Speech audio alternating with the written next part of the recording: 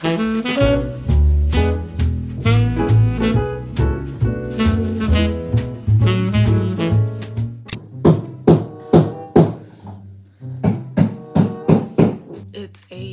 I don't know, 8:50 in the morning.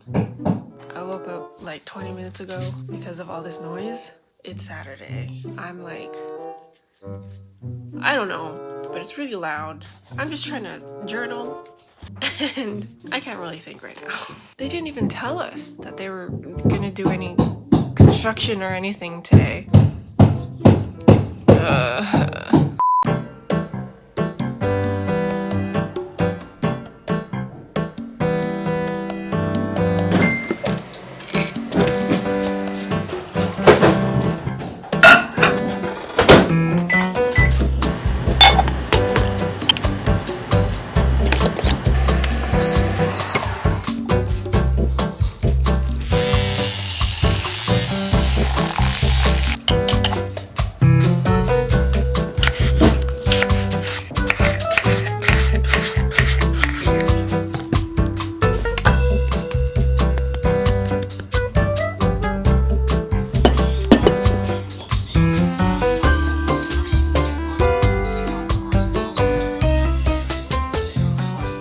Good morning, my sweet potatoes. It's Michelle, and today I wanted to do a little travel reset routine. As you know, I recently went to Hokkaido, Japan for a week, and that trip was so much fun. You can watch my vlog all about it here after you watch this video. And before that, I was also traveling back home, so I tend to travel a lot just like throughout the year. So today I just wanted to share my travel reset routine, things that I like to do once I get back, like self-care that I like to do to help me get back on track. I have a bunch of things that I want to do today, like I need to go grocery shopping, I want to go to the gym, and I need to meal prep. But first, I just finished eating breakfast. I always have a matcha and oatmeal for breakfast, and I just finished that, and I brushed my teeth and washed my face, so now it is time to do my skincare. And skincare is definitely part of my self-care routine, and I've kind of been experimenting with some new products that are meant for like sensitive skin, because whenever I travel, my skin always goes crazy.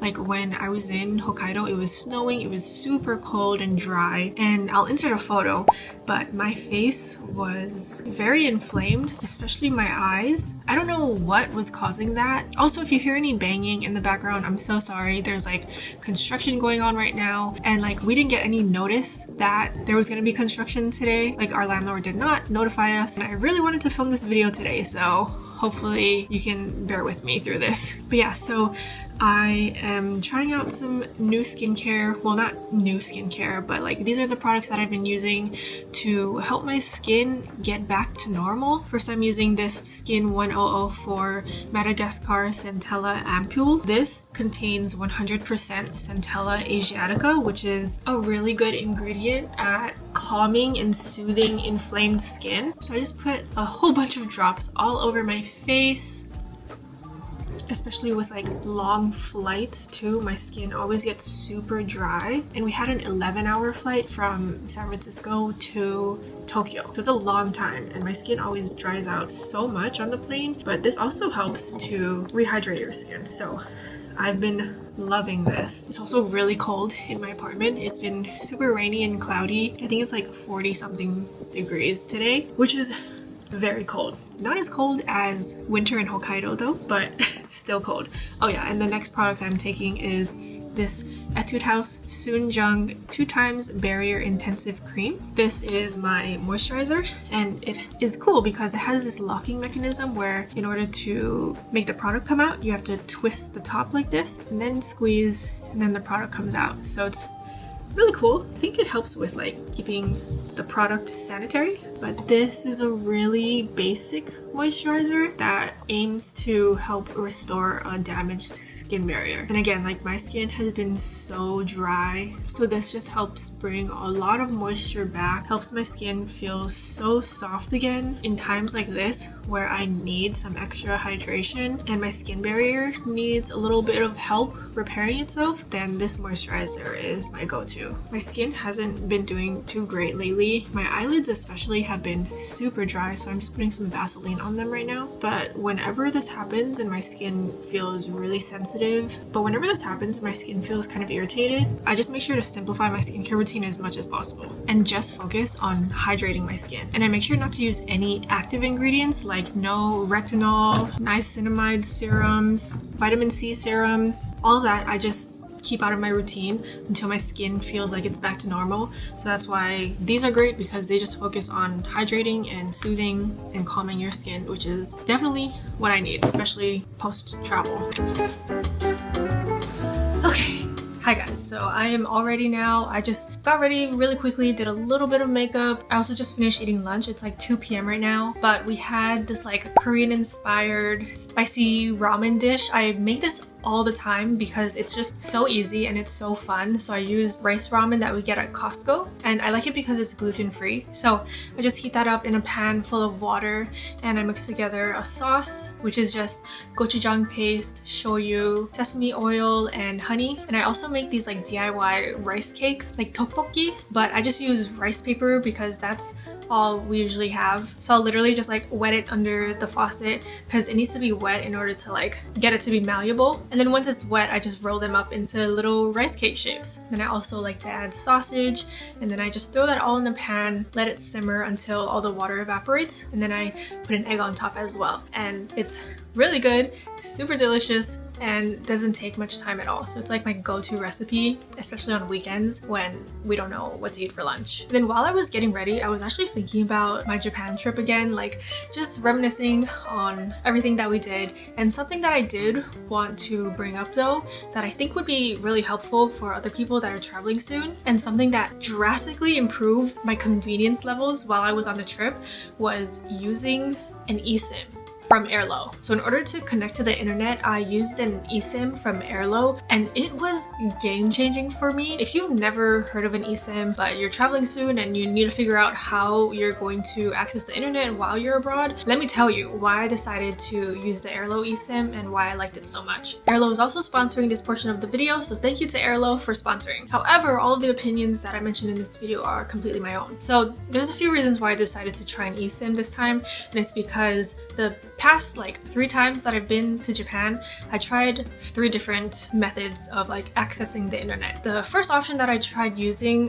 like the first time I went to Japan, was using a pocket Wi-Fi. It's a little device that you can rent, and you have to carry it around with you wherever you go. You can pick it up at the airport, or I think you can sometimes get it dropped off at your hotel, but you need to make sure that it's with you at all times, because that little device is basically portable Wi-Fi. So you can connect your phone to it and you'll be able to access the internet. But I didn't like it because, like I said, you have to make sure it's on you at all times, you can't lose it, and you also have to make sure that it's fully charged. But the times that I used it, it just died super quickly. It would only last like half the day. Also, the connection was spotty, it didn't work all the time, and you also have to make sure that you return it to the company that you got it from before you leave the country. So it was just inconvenient and a hassle. And then the second option that I used was my phone carrier has this international day plan where you can pay like $10 a day and you can use whatever domestic plan you have abroad. So the normal data plan that I have here at home in the US,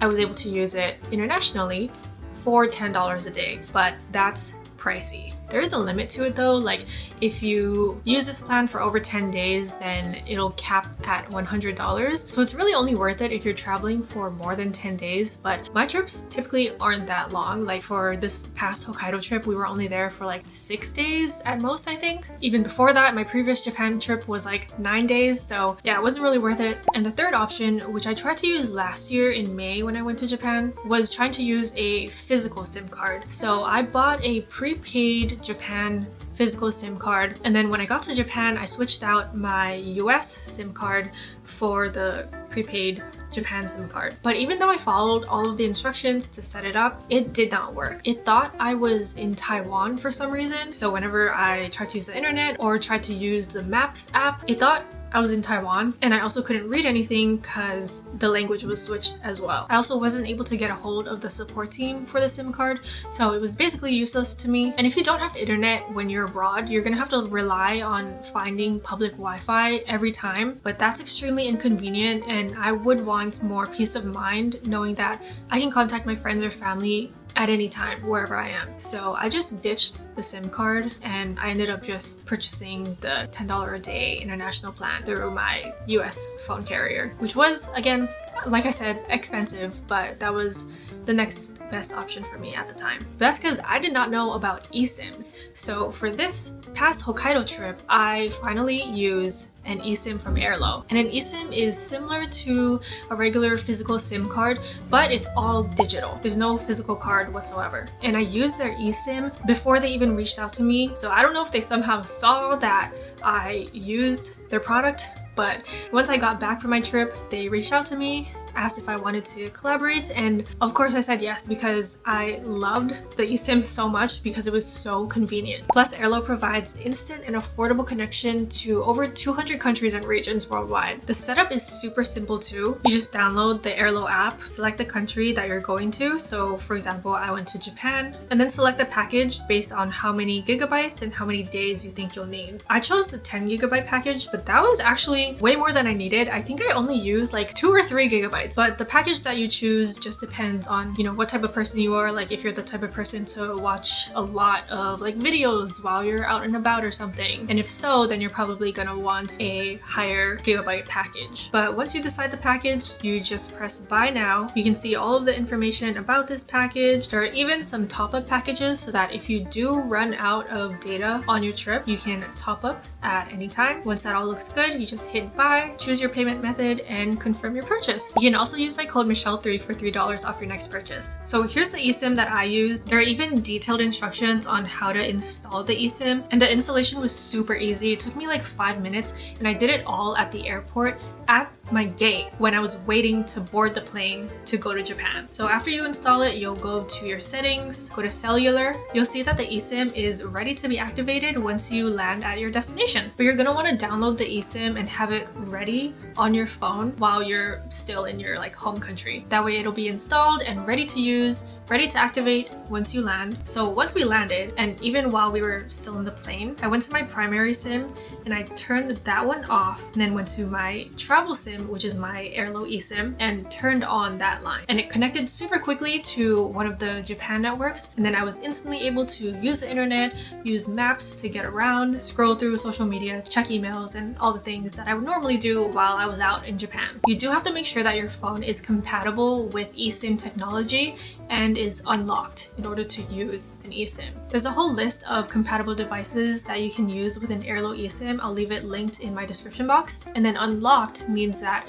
your phone is able to connect to other networks outside of your home carrier network. So if your phone is still on an installment plan and you haven't finished paying it off yet, then your phone is probably still locked. And that's actually what happened with my phone. Right before we left for Hokkaido, I actually paid off my phone plan. I only had a couple months left on it, so I just paid it off. I contacted my carrier and they were able to unlock my phone. And since it was unlocked, I was able to use the eSIM. So make sure to check that your phone is compatible and that it is unlocked. So that was my experience using an eSIM for the first time. Like I said, it was a game changer and so convenient. I'm actually going to be traveling again this summer in a couple months, and I'm going to be going to a bunch of different countries, and I'm absolutely going to be using Airalo again. They cover all the countries that I'm going to, so I'm so excited to use it. And I highly recommend it to you as well if you're traveling abroad soon and don't know what to do about getting data. So click the link in my description box to download Airalo today, or you can click this QR code and it will take you to the App Store so you can download the app. If you're watching on like a mobile device, all you need to do is screenshot this video, go to your photo album,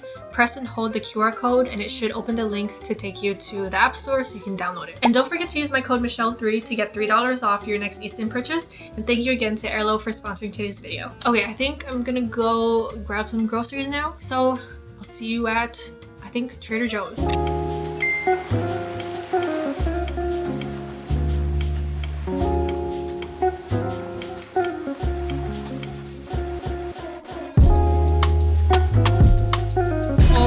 Look at this huge wall of ube mochi pancake mix.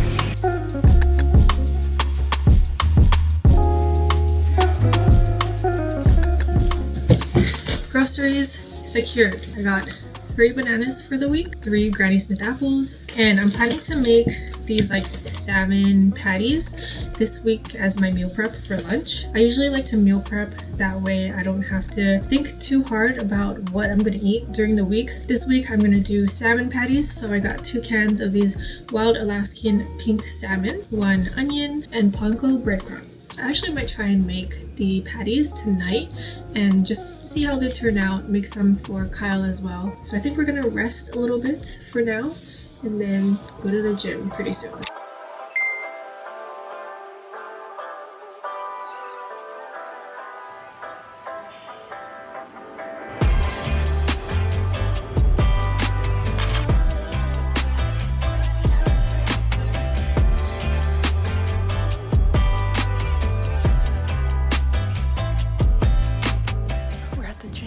Doing our last workout for the day. We're doing planks, long lever rocking planks.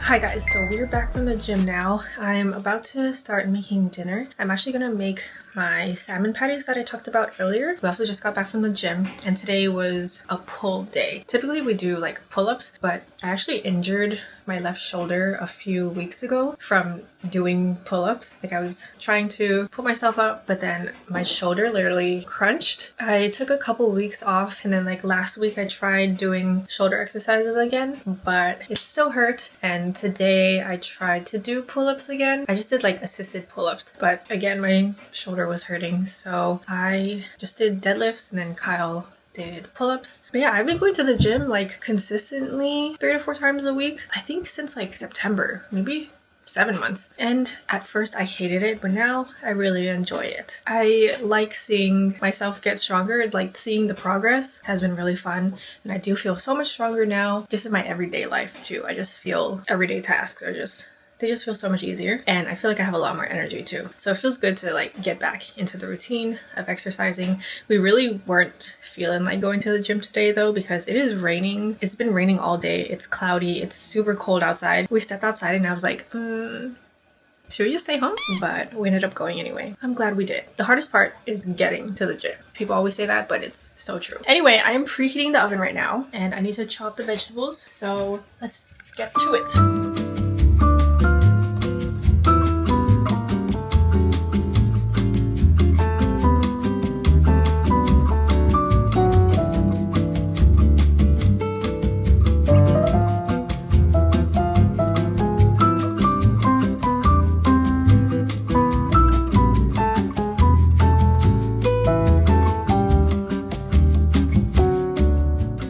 Finally, we are ready to eat. It is 8:41 right now. This took so long. I actually had to do 2 batches and the oven is still going because I actually doubled the recipe, and instead of making like 6 patties, I think I made 10. So I had to do it in 2 batches, but let's try it. Itadakimasu. Actually, I already took a little bite. That was not bad. Yeah. It's pretty good. Yeah. Yeah, the onions, I should have actually chopped them even smaller. I gave us the 2 nice looking patties, but like the rest are all like falling apart. I think it's because the veggies are too big. But this was a lot of work. I don't know if I'm gonna make this again. I'm just gonna get the like pre-made one from Costco.